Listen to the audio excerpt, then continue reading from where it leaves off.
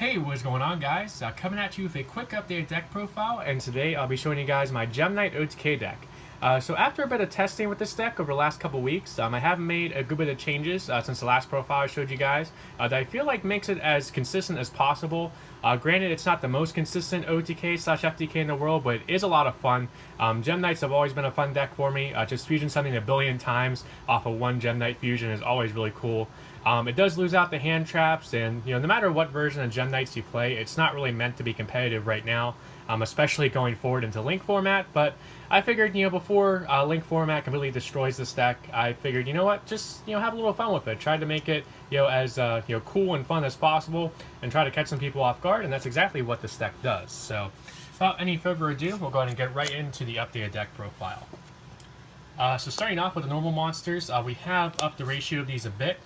We have the triple Lapis, triple Tourmaline, and then the one Amber. So the reason we've upped the ratios of Lapis and put in free Tourmaline as well is because we now play, which you'll see here in a minute, Painful Decision. And of course with Painful Decision, you send a level 4 lower normal monster from your deck to the grave, and then add another copy of it from deck to hand. And Painful Decision is just really good, especially for this version of the deck, because not only is it a Foolish Burial that gets a normal monster in grave, which sets you up for a double Lazuli play with Brilliant Fusion, but it also gets a Gem-Knight to your hand, which you need to be able to pull off your first Master Diamond Fusion summon off of Gem-Knight Fusion. So that is why we are playing the ratio of Lapis and Tourmaline. You could play Garnet, you could play something like what's it called? Like there's other normal Gem-Knights you could play, but I played Tourmaline because it's a Thunder you can use to make Prismaura, and Topaz is a pretty decent fusion himself. And then of course Lapis is useful if you ever need to use it for Lady Lapis Lazuli. And then the one Amber, in case you do have the ability with, say, Seraphinite, to do the combo with him where you add back one of your banished Gem-Knights, and it just adds another normal monster for your Lazuli and your Obsidian. Speaking of Lazuli and Obsidian, we of course are running the triple Lazuli and the triple Obsidian. With the Brilliant Fusion combos with the Predaplant, so you easily go through 2 to 3 Lazuli in the game. The one problem with this deck, and the problem I wish I could fix, but I really don't know of a way currently to fix it, is you don't really have a good way of searching Gem-Knight Obsidian outside of Absorb Fusion. And of course, if you search it off of Absorb Fusion, you can't do the Predaplant combo to search out either Brilliant Fusion or Gem-Knight Fusion. So that is one of the problems with the deck. Even at free, I don't really see Obsidian as much as I would like to. But when you do see it with your combo, it's just really good because it brings a normal monster, special summons it from the grave back to the field, and it adds another 500 damage to your Lady Lapis Lazuli and makes it easier to OTK. Next, with the Predaplant engine, we are still running the full engine here with the free Lonefire Blossom, the free Predaplant Scorpio, and the 2 Cobra. Of course, I'm running 2 Cobra because I also run Desires, and I also don't want to dead draw one and then just completely lose out on the Predaplant combo. And of course, maxing out on the Scorpio and Lonefire to make sure that we see it, because it is very key for the OTK combo. So that's it for monsters. For spells, you of course are running the free Gem-Knight Fusion. Another unfortunate thing this deck has is seeing multiple Gem-Knight Fusion, but because you really only need to see one without it recycles itself, but you still need to run 3 because you need to see either this or Brilliant Fusion in your opening hand with the Predaplant combo in order to pull off the burn OTK. So yeah, the free Gem-Knight Fusion and the free Brilliant Fusion, very key for this version of the deck. Then for some draw cards, we have the triple Into the Void.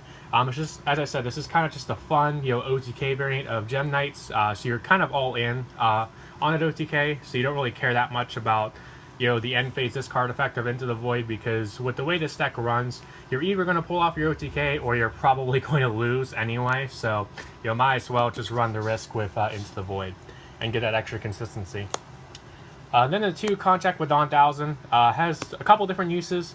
First off, it gives you that draw for extra consistency, and also burns each player for 1,000, which makes it easier for your burn combo. Do keep in mind, if you happen to draw a spell while this is on the field, make sure to either activate it or set it so that it doesn't restrict your normal summon for the Predaplant combo. Then, as I mentioned earlier, we are still running the double pod desires.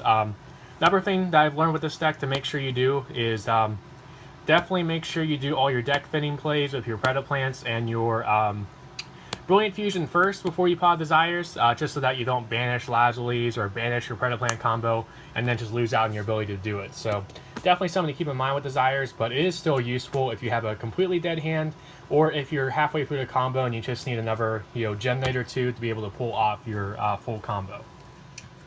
Then for the final spell, draw card, we have the 1 Upstart Goblin. The 1000 life doesn't really matter too much if it's getting you closer to your combo, because your combo ends most times with at least 9,000 damage anyway.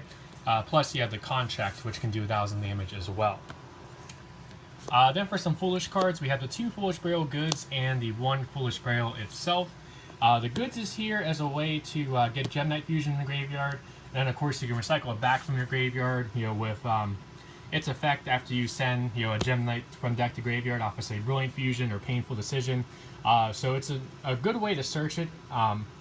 It's a good way to basically search out Gem-Knight Fusion, since this version of the deck can't really play Absorb Fusion with how it locks out your Predaplant combo.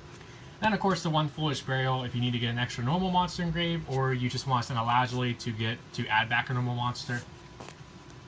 Then for the final spell and card of the deck, we have the 2 Painful Decision. As I mentioned, just really good for being not only a Foolish Burial, but also a Rhoda that basically gives you access to 2 Gem-Knights off of 1 card. And the only reason I play 2 is because it's only once per turn. If it were more than once per turn, I'd probably play 3. And this is a lot better than what I was previously playing, Unexpected Dive, because if you draw Unexpected Dive like mid-combo when you already have monsters on board, it's completely dead. Whereas with Painful Decision, it's almost always alive. That's it for the main deck. Total of 40 cards, 21 monsters, and 19 spells. Now on to the extra deck.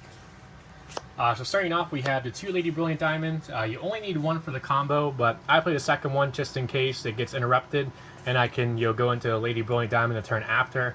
It's something you could cut if you want to add something else, but I think 2 is fine. And then for the burn combo, we of course are playing the free Lapis Lazuli and the free Master Diamond. I think I mentioned this in the last deck profile, but you do cycle through all 3 of these in order to pull off the burn combo. Because with the Lady Lapis Lazuli effect, you can send another copy of herself from the extra deck, and then you can make Master Diamond and copy that Lady Lapis Lazuli and just go on and on until you burn through all 3 Lady Lapis Lazulis. And counting the original Lapis Lazuli plus the free Master Diamond, you've done the burn effect 4 times, which, if you do the combo right, is usually enough burn damage for gain. Then for other Gem-Knights, we have the 1 Prismaura to get over annoying face-up cards. 1 Seraphinite in case, we don't have the combo, or we do, draw the nuts and just want to pull off, a Seraphinite for, like, say, an extra normal summon of Amber to get back some resources. The 1 Topaz, if you're going second and you want to go for, like, a battle damage OTK, it's pretty good to be able to send this, to banish this off of Master Diamond to have it attack twice, because it's a really, high attack. And then finally, the 1 Zirconia, easiest Gem-Knight to make if you need an extra 1 on the field for more burn damage. Then for the couple of Xyz, we have the 1 Leviar, very key for the combo, because this is what you go into with your 2 Predaplants, and then you can easily bring back a Lazuli and then get its effect again to be able to add back a normal monster, and it just keeps you up on your resources. 1 Diamond Direwolf for the 4, since we are playing some level 4s.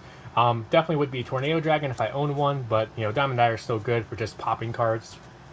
And then finally, the 1 True King of all Calamities, something you can make if you don't have the full combo, but have the ability to make 2 Master Diamonds since they are level 9, and it's a pretty nice stun card, going first. That's it for the extra deck. Now to wrap it up with the side deck. So starting off, we have the free Denko Sekka. Basically, this whole side deck is full of cards for if we have to go second to deal with annoying monsters or back row. Because if we're going first, the whole thing you want to do with this deck is to be able to pull off the burn OTK. So there's really no point in siding anything going first. Then for Kaijus, we have the 2 Gameciel, the 1 Konguous, and the 1 Jizikiru, along with the 2 Kaiju Slumber. Triple Twin Twisters for more back row hate. And then finally the double Dark Hole and one Raigeki, in case we are going against something that plays Ash Blossom or something like Vanity Spin that can stop the Kaiju Slumber. So that's it for this updated deck profile on my Gem-Knight OTK deck. I do hope you guys enjoyed it. Please remember to like, comment, and subscribe, and I will catch you guys next time.